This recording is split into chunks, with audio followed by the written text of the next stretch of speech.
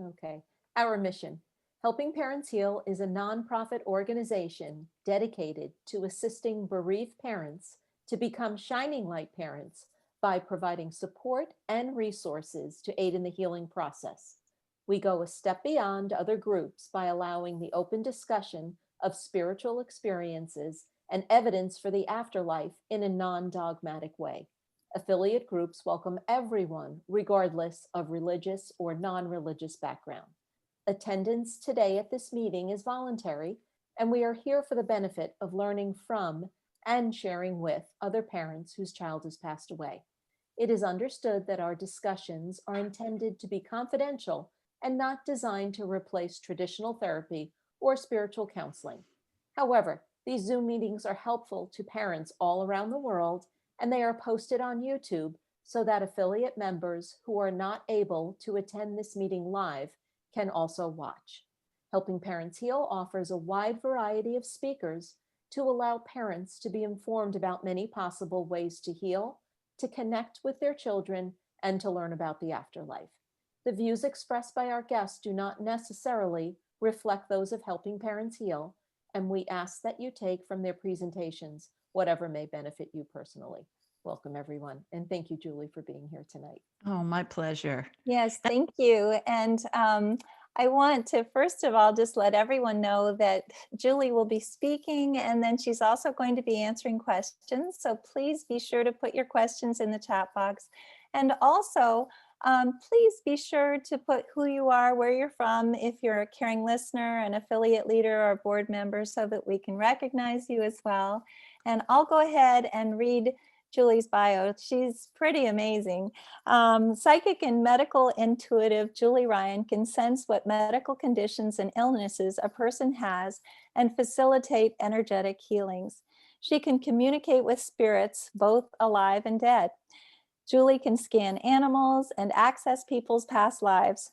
Her book, Angelic Attendants: What Really Happens as We Transition from This Life into the Next, describes a series of events that involves angels, multitudes of deceased family and friends, the spirits of deceased pets, and countless serendipitous moments.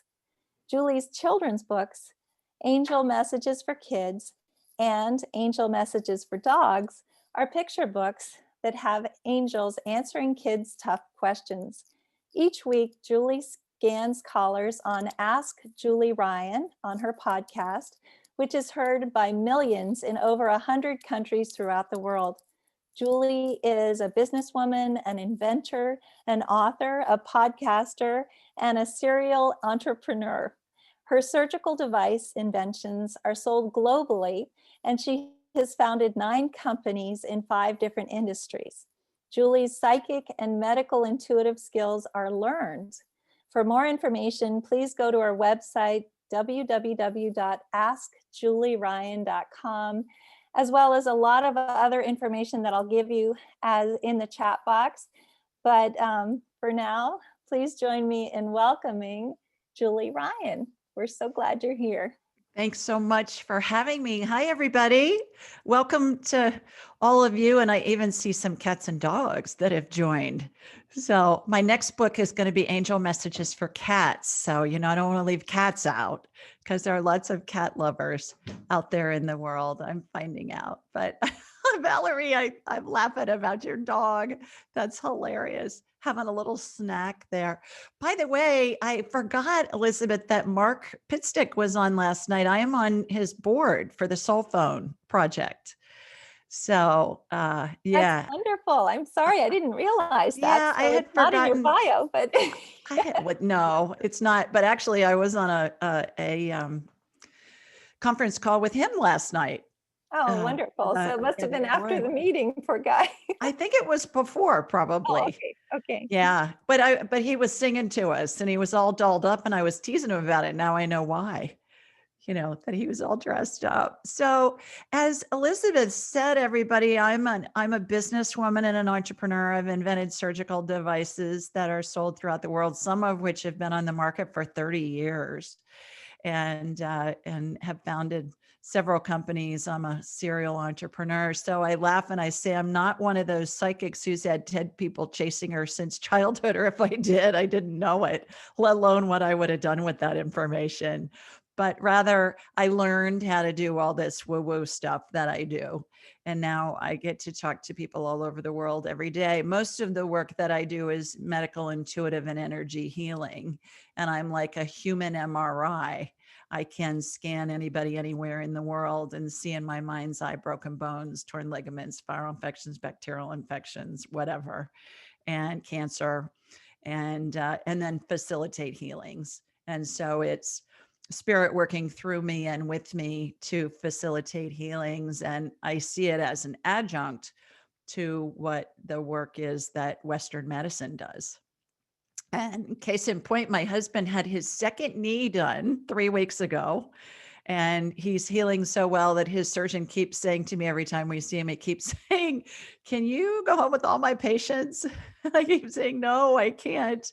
But he's read my book. So he knows that I'm doing energy healing on him, and he's seeing the results of that. So I see it as part of the healing equation.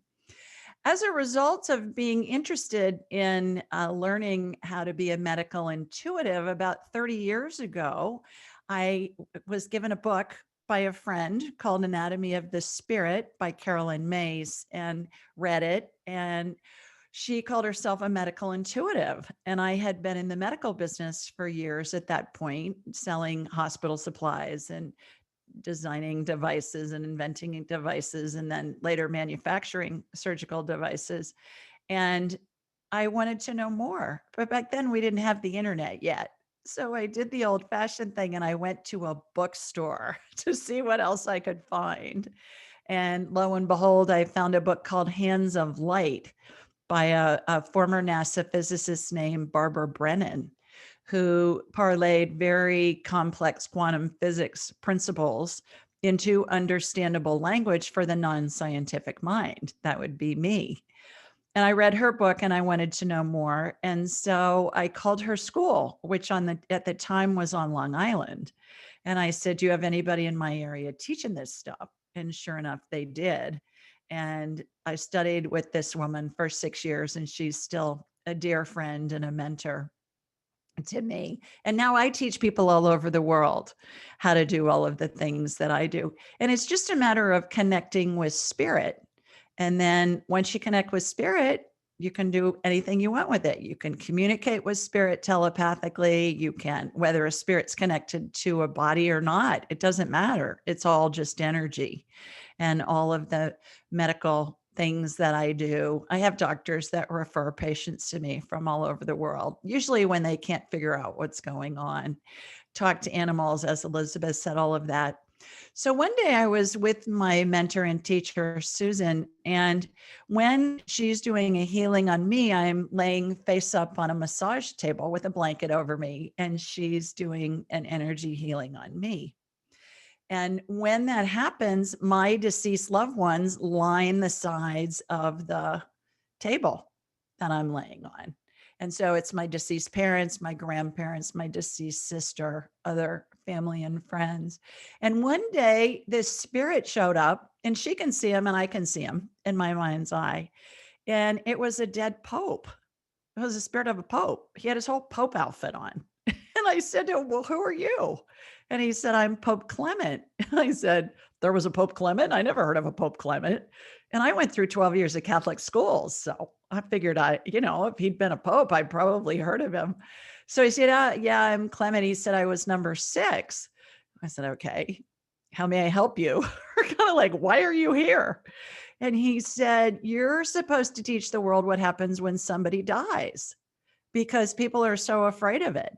And that's why you're here. And all your business experience has led you to have the capabilities to do this, excuse me, combined with this energy work that you're doing. And so you're supposed to teach the world. And I said to him, well, I'm not doing that. I'm a businesswoman. People will think I'm nuts. And he laughed and he said, yeah, just get on with it. This is why you're here. This is your you're kind of like your mission, mission impossible. If you choose to accept it, this is your mission. So I said, all right, all right. So I left and I was headed home, and in the car, just for kicks, I Googled Pope Clement VI. And what I learned was he was in office during the Black Plague when 2/3 of Europe died. And he's best known for his prayers for the dying and his prayers for the dead. And I thought, okay, Ryan, you can't make this stuff up. I had never heard of this guy. And then he shows up all of a sudden. And since that time, he's become one of my main advisors and spirit guides. And he's always prodding me to do more and more. And whenever I say, I'm not doing that. I can't do that. Or that's not possible or whatever. He treats me like I'm a Nike ad, and he'll just say, just do it. And then I do. And then it all works out fine. But his point has been that we're all so afraid of dying that, especially as adults, not so much children, because children haven't been inundated with all of the heaven and hell and, all of those principles. But he went on to say very, very much so that first time he showed up to me, he said, it's been so bastardized over the years that people are afraid to die, and there's nothing to be afraid of. It's a glorious process. And so that's part of your role, is to teach the world about this process. So what he's referring to is the first time I saw what I now have coined the 12 phases of transition was when my own mother was dying in 2002. And when she was dying, my family was in the room and various things. I talk about that in my book, Angelic Attendants. And what I recognized was she was surrounded by angels and deceased loved ones and the spirits of deceased pets. And when it first started, I thought, oh my gosh, am I hallucinating? What am I having a midlife crisis? I mean, what is going on here? But what I found in working with literally hundreds and hundreds of families who have a loved one who's dying is we all go through what I call the 12 phases of transition. And what I'd like to do is just go through them with you very briefly and give you an idea of what I see in my mind's eye. I can communicate with the patient, the person who's dying, telepathically, no matter where they are in the world. Vast majority, I would say 99.999% of the work I do is remote, maybe even more than that, probably a few more nines on there.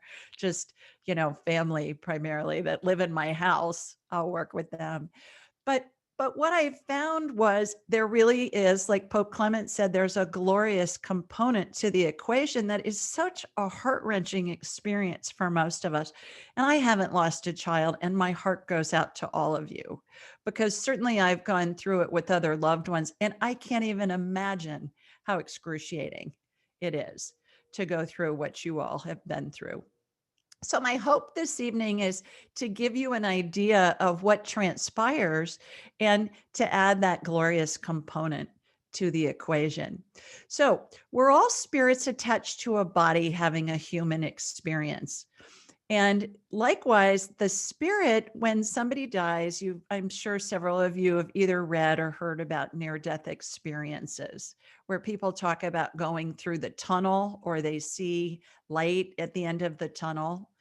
That's what happens, is the spirit exits the body through the top of the head, and it hangs on to the top of the head, and it looks like a cartoon caption bubble where you'd see the words or the what the cartoon character is thinking, what their thoughts are. You know what I'm talking about with the cartoon caption bubble? And it hangs on there. So that's phase one, is the spirit exits the body. And by the way, illustrations of all of these phases are on my website, askjulieryan.com. And obviously they're detailed in the book. So phase two, what happens is the person who's dying, the closest maternal relative is the first one to show up, who's deceased. So obviously you all were alive when your child was dying. If your mother was still alive, then she wouldn't be there, but perhaps it was your maternal grandmother. Whatever spirit it is that's on the maternal side, it's always the maternal line. And they're always positioned at the left foot of the person who's dying. And then the next spirit to show up is the paternal spirit. So if the person who's dying, if their father's still alive, it may be it's always on the maternal line again. It may be their maternal grandfather or their maternal great grandfather. It's always on the maternal line, which I find interesting because there are a lot of cultures, for instance, Judaism, where they don't believe that a child is Jewish unless the mother is Jewish, unless the child is born of a Jewish mother. And so I have to think that some of this information is just so ancient and maybe has been diluted, throughout the ages as it's come down to us. The next thing in phase 3 is there's a circle of angels that show up with the maternal and paternal spirit at the person who's dying at that person's feet.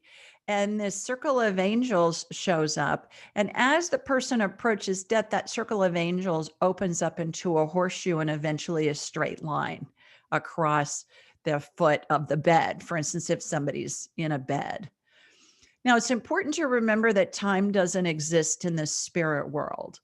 And everybody goes through the 12 phases of transition, whether they die instantly, like in the case of a homicide or suicide, or whether they die over days, weeks, months, even years. I have a woman who called into my show for 2 years, and her father was dying. He had Alzheimer's, and it took 2 years. And he was in phase 11 of 12. He was ready to go for almost 2 years. So when we go back to understanding that time doesn't exist in the spirit world, it makes sense that everybody goes through these 12 phases, regardless of how long it takes them to go through the dying process. So as I mentioned, these circle of angels show up. Now, I'm a Catholic girl, 12 years of Catholic schools. Angels look to me like they look in the paintings in the statuary. They're big beings, big wings, white gowns, all of that. Is that what angels really look like? Who knows? That's what they look like to me, so I can identify what the energy is, that's angelic energy. To someone who grows up perhaps in an indigenous culture, maybe angels look like a blob of purple energy or lime green energy or whatever. But we're all going to process information in the spirit world through our own human frame of reference. What a gargoyle to me looks scary. A gargoyle to someone that grew up perhaps in the Amazon, again, with an indigenous tribe that doesn't have any frame of reference for a gargoyle, may think that it looks like it's warm and friendly. I mean, beliefs are all based on our frame of reference and what the thoughts are that we've thought for a long period of time. So this circle of angels starts to open up into a horseshoe, eventually into a straight line. At about phase 5, there are 2 extra angels that show up on either side of the spirit bubble that's still attached to the person, to the top of the head as somebody's dying. So when I work with families and they'll say, how close to death is my loved one, I can scan them instantly and I'll say, okay, they're in phase 7, they're in phase 6, they're in whatever, and communicate with that person who's dying and get information to the family that oftentimes can be really helpful. So some of the information that I get is really interesting because especially with people who are older, sometimes it has to do with estates. Like, where's the will? Grandma had a heart attack and we don't know if she has a will. And if she does, where is it? And it's even been the case where over time I've had people say, okay, it's in the XYZ bank at the corner of these 2 streets. And here's the lockbox number. Even it can be that precise of information. What is the person who's dying? What are their wishes? What do they need? What do they want to happen to make them more comfortable? Are they in pain? Those kinds of questions, even down to the point when the family is asking, what do they want for their funeral arrangements? And I've gotten information like they want this color and this type of flower, and they want this to happen, and they want this music. It's pretty amazing the things that we get from families when they're asking information about their loved one who's passing. So these 2 angels that show up midway through the phases of transition. When that happened with my mom, I thought, well, this is going to be interesting. What's going on with this? And hospice, my mom was in a hospice facility. She had just been transferred there the night before, and she was in Columbus, Ohio. I live in Birmingham, Alabama. So we drove all night for 9 hours to get to her. And the people at hospice kept saying she's going to last a long time because she's coming from the hospital and she's well hydrated. And based on what I was seeing unfolding as the day went on, I wasn't agreeing with the nurses. I was thinking, okay, this is progressing very fast, even though it was the first time I'd seen the 12 phases of transition. And I'm not so sure she's going to make it through the night. So these angels showed up, and I thought when that happened with my mom, okay, this is going to be interesting. I'm eager to see what's going to happen. Phase 7, 6 and 7, lots of deceased loved ones' spirits show up, and they're spirits of family members and friends and others, and they show up in a way that I can identify them to the family. In my book, I talk about these people that were their spirits that were in my mother's room as she was dying. And they were people that had been dead for decades that I hadn't thought of in decades, but their spirits were there. And as the person progresses to death, more and more and more spirits show up of deceased loved ones.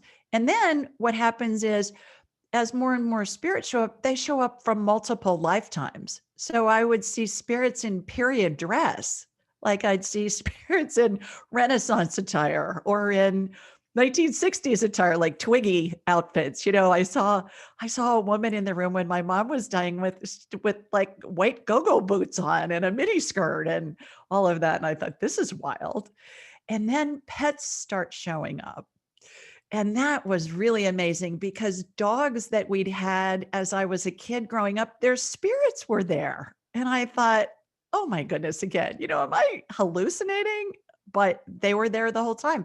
And I saw other spirits of pets that I didn't know who they were, but I found out at my mom's funeral when her brother came in from the funeral for out of town. I was describing some of these different pets to her.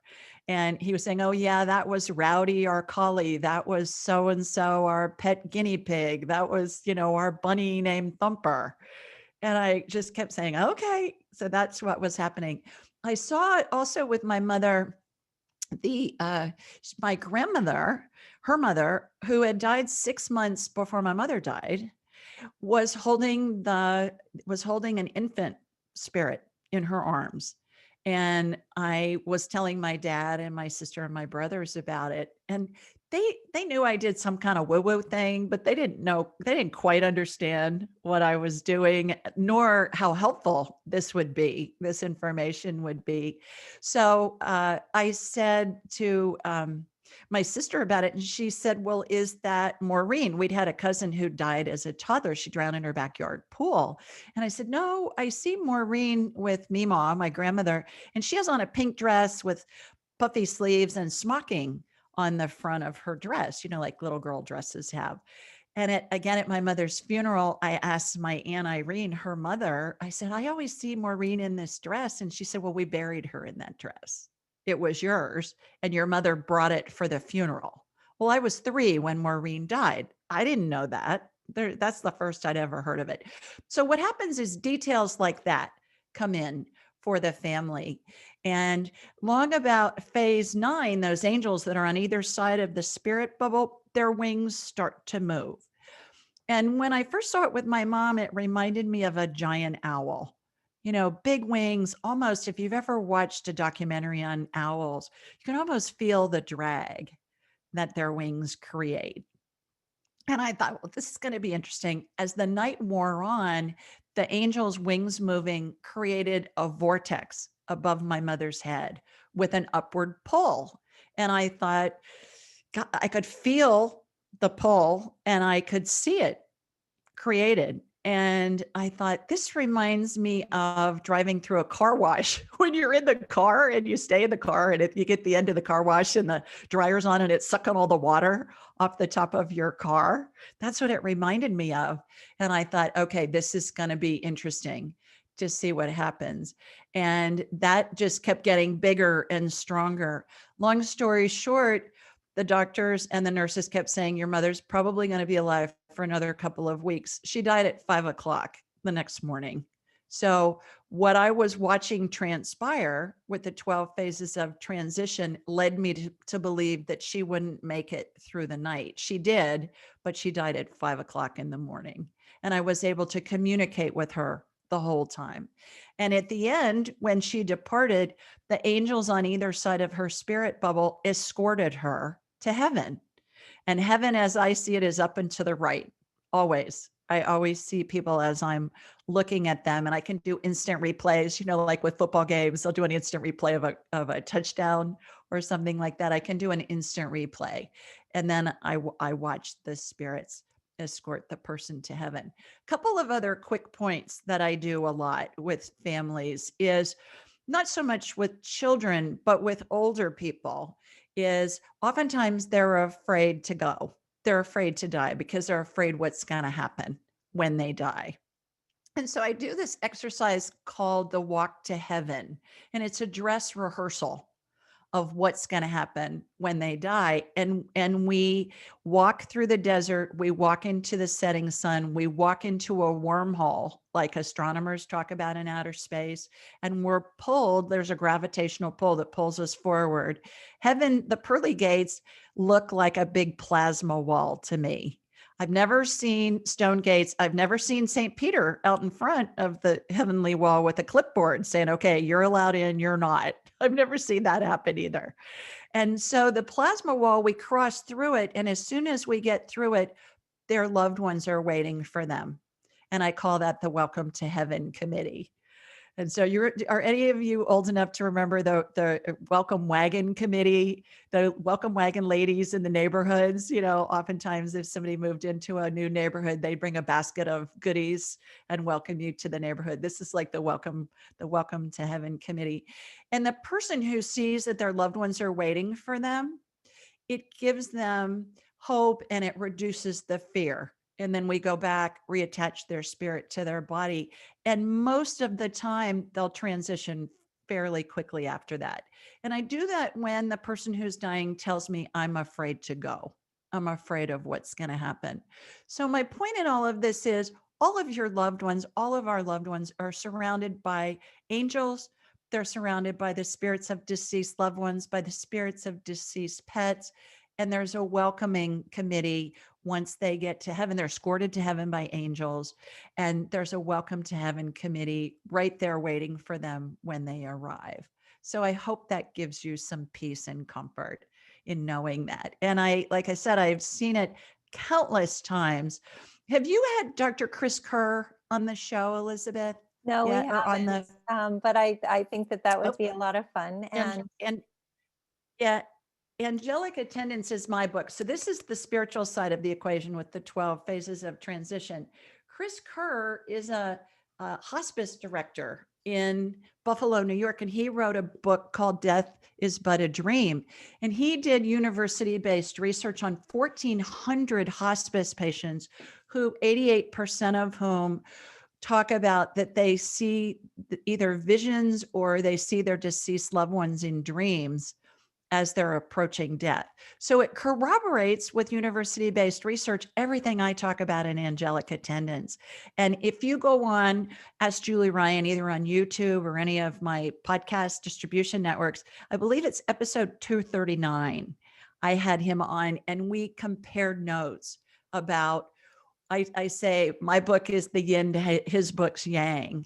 So it's nice to have something that's based in the spiritual world with lots of corroboration from families with whom I've worked. That's what my book is, the stories. And then it is corroborated by his research that he's done with all of his patients. So how are we time-wise? Are we I good? think that we need to start answering questions because we have so many questions. And I wanted to first say that people love your sense of humor. They also, many of them have heard you on your radio show. Wonderful. And they are just so happy to have you here this evening. One of the main questions, and I think that this is really important for you to answer this for everyone here. You talked about the maternal line, the paternal line. Yeah. Obviously, the only person that we really care about is if our kids are going to be there right when we get there. So could you maybe Oh, talk yeah. a little bit about that? Oh, yeah, absolutely. All our deceased loved ones are there. They're not only there when we get to heaven, they're there as we're dying. They're in the room. They're in the room. And so I describe the spirits that are in the room to the family members with whom I'm working. And I'll describe, okay, they're like my cousin, Maureen, her little spirit was in the room in her little pink dress with the smocking on it. And so oftentimes when I describe the spirits, what they look like, spirits are always going to appear in a way that we're going to be able to recognize them. And even spirits that I don't know, they're going to appear in a way that I can describe to their family members and their loved ones who are still living in a way that they'll recognize who they are.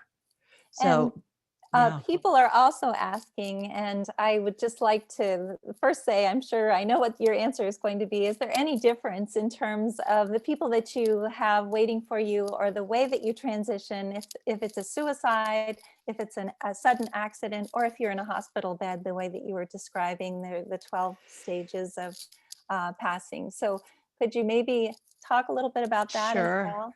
Sure. No, there isn't any difference. And as I mentioned, since time doesn't exist in the spirit world, these 12 phases that took 2 years for this woman who called into my show for all that time with her father who had Alzheimer's.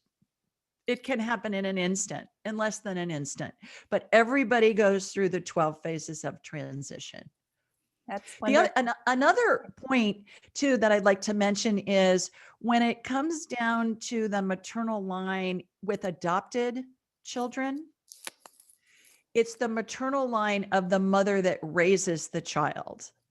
That's amazing, because I was just looking, I just got goosebumps. I was just looking at Blanca's question, and she said, I keep wondering what spirits show for my son because he was adopted. My Yeah, family or the family of the biological yeah, mother. So right. that's And wonderful. the biological mother's spirit is there if she's deceased, but it's always the line of the maternal line of the family that raised that child. And we all choose our parents. We choose where we're born, when we're born, to whom we're born, and the circumstances into which we're born, so our lives can have a basic trajectory of what it is we want to experience. And I see baby spirits attached to mom's energy field long before they incarnate, and they look like a little orb, like you'll see in a photograph, or you've all seen The Wizard of Oz, the orb that Glenda the Good Witch flies into Munchkin Land in. That's what baby spirits look like when they're attached to the mom's energy field. And I'll see that with adopted moms too. Those babies spirits will attach to the adopted mom's energy field before they're born. I've worked with many, many, many moms and dads who are going to go be there for the birth of a baby they're adopting. Oftentimes it's even in another country, and I can see their little energies that are attached to the adopted mom's energy field. So, That's beautiful. Oh my yeah. gosh, I'm sure that that's really reassuring as well. David is asking, how are the phases affected in the situation where a person died but was revived and put on life support for several days until it was removed? I suppose this is a near-death experience. Maybe you could just talk a Yeah, little bit great, about that. great question. Great question. The phases of transition, people can go in and out of the phases. They can be in phase 11 and then come back to phase 6 or 7, come all the way out. My brother has a dear friend that about 15 years ago had a stroke, and he was, excuse me, in surgery. They were removing part of his skull because his brain was swelling. And he was in phase 11. I didn't think he'd make it out of the OR, and he's up walking around 15 years later. So they can go in and out of the phases. That's beautiful. So Sandy's asking, are a person's spirit guides with them during the phases? Can you speak to Absolutely. the spirits? So Yeah. Yeah, from the very start, they're in the in phase crowd. 1, in the crowd. They're in the crowd. They're in the Welcome to Heaven committee. Yes. So um, I know that we could have many, many spirit guides. I guess, are we able to identify them? And are you Oh able yeah. to identify Oh yeah. them when you Oh see yeah. them? Oh Do they yeah. have a different, I mean, obviously you identify angels as looking like angels, maybe in Catholic school, the way that they look, what would spirit guides look like for you? I'm interested to know myself. You're going to love this. Spirit guides appear to me, and all of us have 7 that are around us all the time, and they follow us kind of in a horseshoe. I mean, wherever we are. And they all show up to me looking like a version of Father Time. Dumbledore from the Harry Potter movies, old man, white beard, white hair, white outfit, or Gandalf from the Lord of the Rings movies. And then when we talk to them, they morph into looking like what they looked like in the time that they lived that correlates with what they're advising the person about. So for instance, Elizabeth, let's say, you're educating the world on all of this. Maybe you have an Oxford professor that lived in the 1800s who was a philosophy professor. Let's say, I'm making this up. And so that spirit's going to show up like an old man to me. And then when we start talking to it, it will, and remember, spirits don't have a gender. We equate names with genders. So then that spirit will say, okay, I was Professor Dumbledore and I worked at Hogwarts and I was, whatever, during 1920 or something. And he'll show up maybe with a cap and gown on. Oh yeah, it's a riot. It's a riot. And I always say, I can't make this stuff up. I'm not that creative. But oh yeah, and past lives are really fun too. But yeah, spirit guides are always there. But I think it's so interesting that it's not the angels, it's not the spirit guides that run the show from the spirit world when our loved one who's dying. It's the maternal spirit. And we think we're done raising our kids when they grow up. We're not. We're helping them from the grave, from heaven. We're helping them. And they're helping us, obviously. They will be helping us as we transition as well. So that's a very reassuring thought. I was wondering, Susan is saying, my son has never met my mom in life and was very young when his grandfather passed. Would he know who they are when they pass? Oh yeah, obviously. absolutely. Yeah. Okay. We all live many, many, many lifetimes with all of our loved ones and really everyone we know. Movies and books like us to think we have one soulmate. Well, no, we don't. Everybody we know is a soulmate and we live many, many lives with them. Even the checkout clerk at the grocery store is a soulmate when you know them and you talk to them when you're checking out with the groceries. So yes, absolutely. We have another question. I know how you'll answer it, but I just wondered if you could just reassure this mom. Teresa's saying, I've always wondered about that. Would I recognize Joey if he grew up in heaven? Could you speak to that about how they come to us when we're passing? Yeah, they're going to come to us in a way that we're going to recognize them. So it's always that way. Yeah, exactly. Do our children know when we're going to pass? Is that something that they already know right now, for instance? No, because our spirit decides when we're going to go, where we're going to go, who's with us when we go, and what the circumstances are that we're going to go.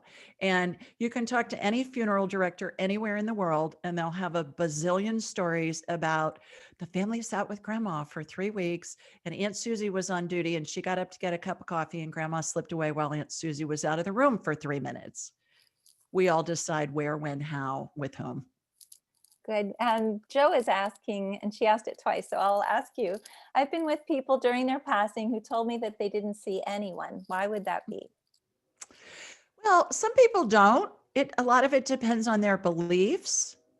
A lot of them maybe are seeing someone who's a spirit and they are not necessarily admitting to it. They may think, oh, they're going to think I'm crazy. So they don't. That's why I think Dr. Kerr's research is so important. When 1,400 patients, 88% of them talk about seeing deceased loved ones and deceased pets as they're approaching death.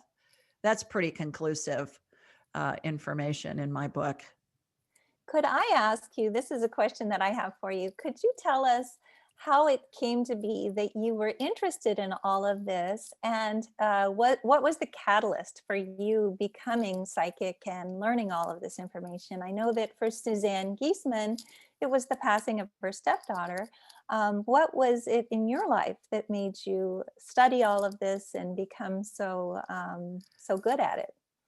I as I mentioned, when we first started, I got 2 books. I got a book from a friend, Anatomy of the Spirit by Carolyn Mace, who called herself a medical intuitive. And I thought, what the heck is that? I'd been involved in the medical business for a number of years at that point and was involved in helping people heal, from inventing devices and selling hospital supplies and working with doctors and nurses and medical providers.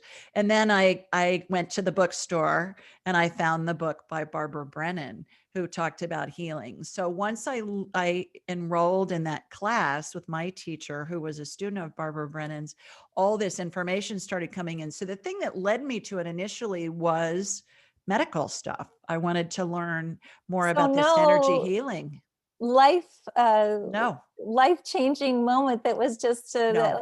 like we all have had, either 1 or 2 or more children pass, and so it's something that we all want to learn about. Obviously, Yep. we want to know we want to know about the afterlife. We want to know what they're doing and how they passed. But it's kind of amazing to think that you just started out by reading 2 books and then you I read 2 became books and interested.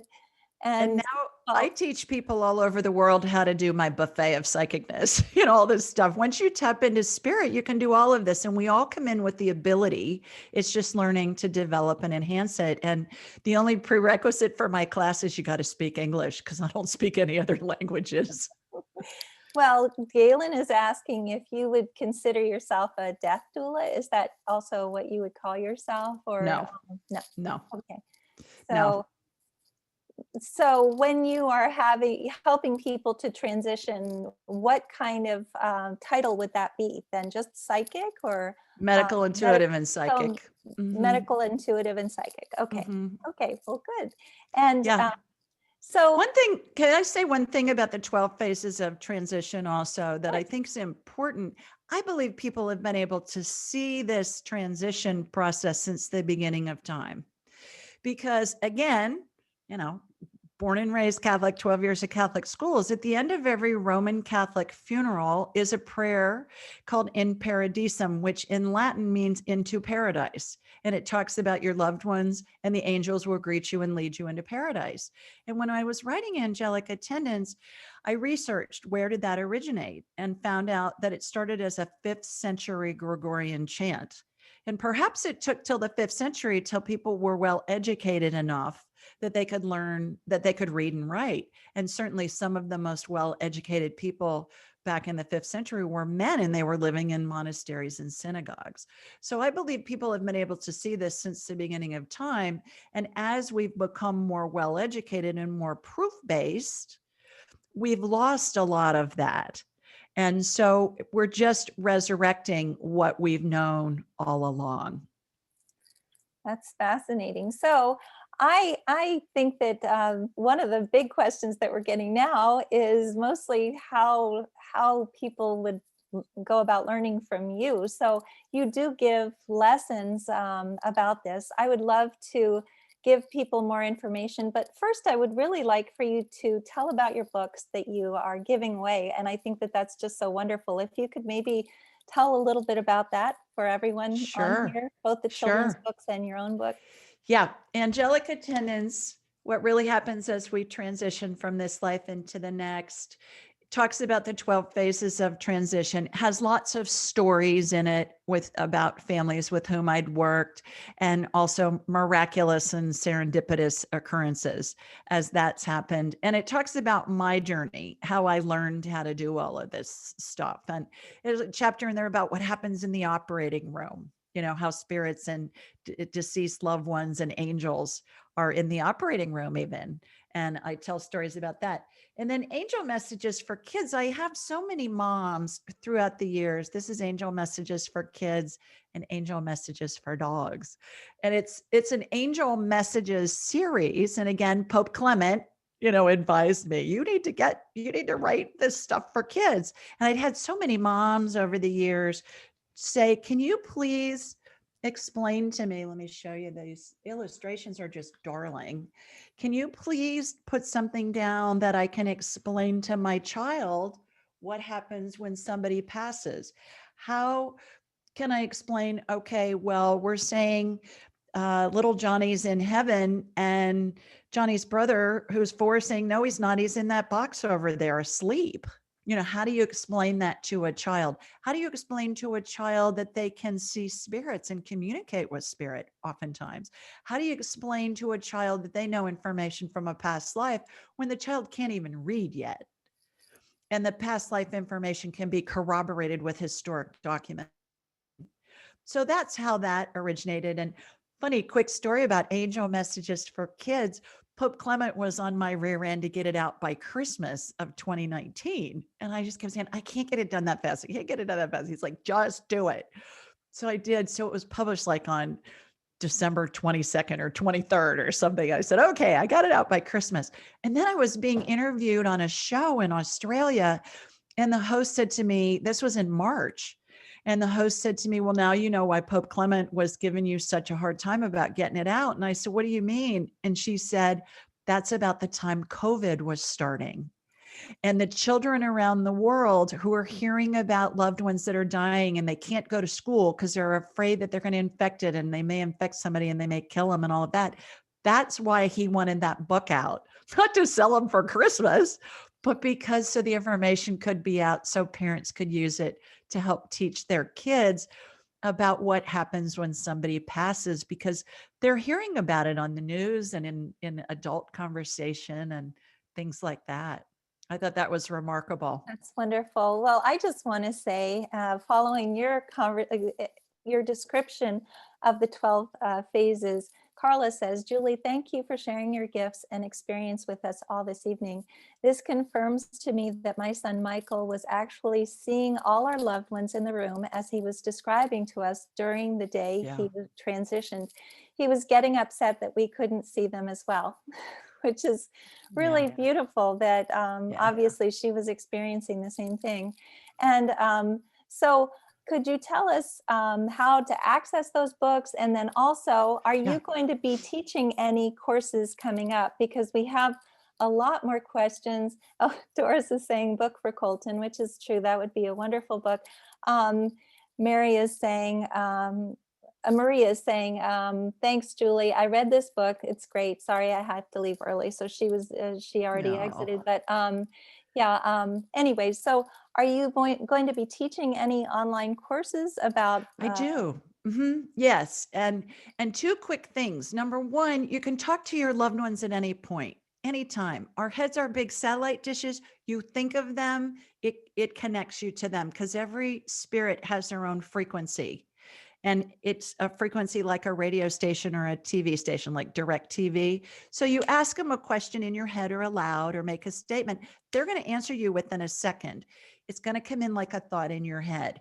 If you think about it for more than a couple of seconds, that's going to be your brain talking to you. Spirits are very literal too. So if you're looking for advice, be concise, be specific in how you're asking. So that's number 1. Number 2, yes, I teach my angelic attendant training 4 times a year. I limit the class to 12 people. I have 1 spot left for the July class, and then my last class of the year will be in October, and they fill up pretty fast. And then lastly, I am delighted to send you one or all of my books if you'd like for free, just as a gift. My gift to you. I would love to send those to you. All you have to do is go to askjulieryan.com, click on the Ask Julie page, just put in there, put Elizabeth's name or Irene's name, or just put Helping Parents Heal in there, and we will send you digital and audiobook versions of my book. And I hope you enjoy reading them, and I hope they give you information and insight and comfort and lots of peace. That's when wonderful. you read them. Thank you so much for doing that. And also, I have a question, and it's so fascinating. Amy is asking, just curious if you're allowed to get past the gates when you go with these people who are passing. Have you ever been able to pass the gates, or do you have to come right back after that? I always go through the plasma wall with them, and I talk about that in the book, and then show them the Welcome to Heaven committee that's waiting for them. And then we turn around and we come back. And it's really funny because most people will be looking behind their shoulder like, no, I don't want to leave. We'll say, yeah, this is what's going to happen. It's kind of like a dress rehearsal. And one gentleman in particular who lived in Minneapolis and was really holding on for a long time and was so afraid to die. On the way back after the first time, he said, I want to go back. I want to see it again. So we turned around and we did it a second time. And then he passed a couple of hours later. So it's the walk to heaven is really, really an extraordinary way to bring peace to people who are afraid to die. And I find that sometimes it's the people that we think would be the least likely to be afraid to die because they're very spiritual or very religious, or we think of them as, they got a hotline to heaven and they're afraid to go. So we do the walk to heaven with them and it really works great. Well, I just want to say, people are saying, oh, wow, this is so kind of you. OMG, this is truly amazing, Julie. Thank you so much for these priceless gifts. Thank you so much. Thank you. This is You so bet. generous and kind. That's very generous of you. Thank you. Thank you so much. That is so incredibly generous. It goes on. And I truly appreciate that as well. I know that this is so helpful, not only for us as parents, but also for any siblings or other cousins Mhm. who might need to know a little bit better about where their brothers and sisters are, where their cousins Mhm. are. So that's just beautiful. And I just want to quickly ask you, I know that you're a medical intuitive. Do you also heal? Are you a healer as well? Or so Yes, could you it's talk about that just a mhm. little bit? We don't have a lot of time, but I'd love to hear a little bit more about that if that's Sure. possible. Sure. As I mentioned, I'm like a human MRI. So I can see broken bones, torn ligaments, viral infections, bacterial infections, metastasized cancer, whatever.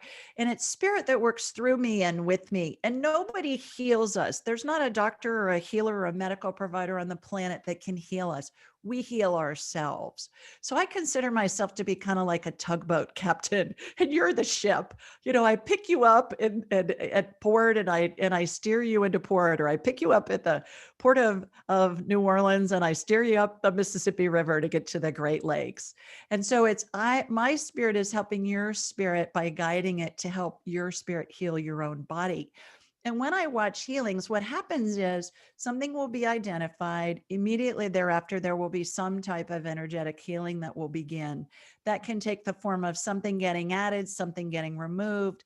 I watch procedures all the time that emulate what I saw in operating rooms for all those decades when I was in and out of surgery, designing products and testing prototypes and stuff like that. Sometimes I see healings that utilize methodologies and devices that haven't been invented yet. But regardless of what's happening, I'm watching it in my mind's eye and I'm communicating with the person with whom I'm working about what I'm seeing. Because if you can envision it, it's going to help integrate the healing into your body, because the body's always going to follow what the brain's showing it, whether the brain believes it to be true or not. Think about when you watched a scary movie on TV. Well, your brain knew it was pretend, but your heart might have felt like it was going to jump out of your chest because it was so scary. So the body's always going to follow what the brain shows it. And so that's what we do. We work on what I call the energy field membrane. That's a container that holds the body and the spirit, the energy that comprises both. And it reminds me of really thin, stretchy saran wrap. And when there's a tear or a hole in that membrane, it always precedes any kind of medical condition.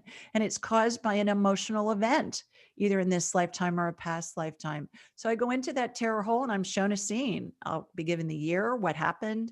As soon as we illuminate it, it eradicates it, that membrane heals. And an analogy I use for this is, imagine going to the pet store and buying a goldfish. They're going to put it in a plastic bag of water in order for you to get it home. Well, if you have a picture of that in your mind's eye, the fish represents our body, the water represents our spirit, because remember, the spirit's the main part, the body's inside the spirit, and the plastic bag represents the energy field membrane. If there's a pinhole in that plastic bag and water is draining out a drop at a time, for a long time, that fish is going to be fine. But when enough water drains out, that fish is going to be in trouble. And that's an analogy of what happens to our human body. So that's what we work on. And it's a lot of fun. My analogies are really hilarious. I may tell you a body part looks like a bowl of whipped cream or something crazy, but it's, I'm working with spirit, and spirit's pure love and pure joy. So it's a blast, even if and everything can be healed. So I don't edit anything I get because everything can be healed. Well, we have a question about whether or not you can heal remotely. I know you said you do 99.999% of what you do remotely. Yeah. So just to let people know that you do this. I work with people all over the world. Today, private clients, I talked to somebody in Australia, Austria, and Malaysia, and then Boston and New York. So yeah, everything's remote. That's amazing. So I have, let's see, Galen asking about, is it Reiki healing? I don't think you would, I don't know if you would qualify it as Reiki healing. No, it's Reiki is a good place to start for the healing journey. This is postdoctoral level, is what I tell people when I teach them in my class. And I don't mean that in a snotty kind of a way. I mean it in a factual way. This is postdoctoral level. Well, I just love the way that you talk about this, and Robin saying you are hilarious. This has been wonderful. Thank you. It's true. It's so much fun to hear about body parts being talked about as whipped cream. I know. And the goldfish analogy is a lot of fun as well. And it is wonderful to know that you do this remotely so that it is accessible to everyone.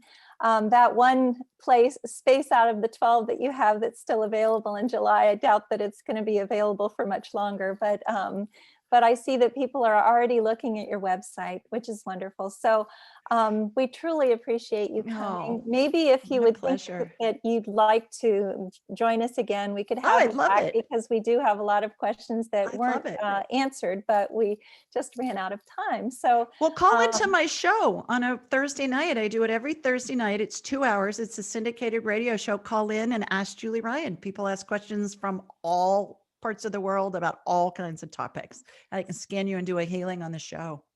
So this is on your website, www.askjulieryan.com. So people can find that information, which is wonderful. So everyone's thanking you in the chat box. And we always let everybody unmute themselves at the end of the meeting so that they can thank you in person. So first of all, I'll let Irene do so from Hilton Head.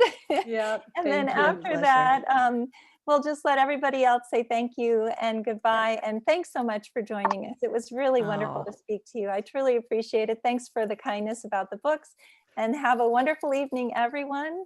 And everybody go ahead and say thank you. Thank you. Thank you. Awesome. Thank you. Thank you for your kindness. Thank you Bye, everybody. very kind. Great meeting. Thank you. Thank you, everyone. We'll see you tomorrow.